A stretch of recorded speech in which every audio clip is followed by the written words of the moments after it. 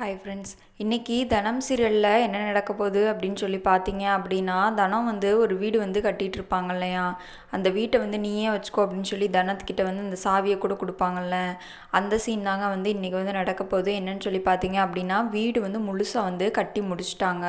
ருக்கு ஃபேமிலி எல்லாருமே ரொம்ப சந்தோஷமாக இருக்காங்க. ஆனால் வீடு கட்டி முடித்து இந்த பால் காய்ச்ச போகிறது இன்னும் நம்ம கதிரோட ஃபேமிலிக்கு தெரியாது, இன்னும் யாருமே சொல்லலை. நம்ம சொர்ணா நம்ம தனத்தோட ஃபேமிலிக்கு எதிராக இருந்தாங்க இல்லையா முன்னாடி, அதனால அவங்க முன்னாடியே வீடு கட்டி காட்டணும் அப்படின்னு சொல்லி ருக்கு ரொம்ப இதாக மன உறுதியாக இருந்து தனத்தோட உதவியால் வீடு எல்லாத்தையுமே கட்டி முடிச்சிட்டாங்க. இவன் முன்னாடி நம்ம கட்ட முடியாதுன்னு நினச்சாலாம், இவன் முன்னாடி நம்ம கட்டி காட்டணும் அப்படின்னு சொல்லி கட்டியும் காட்டிட்டாங்க.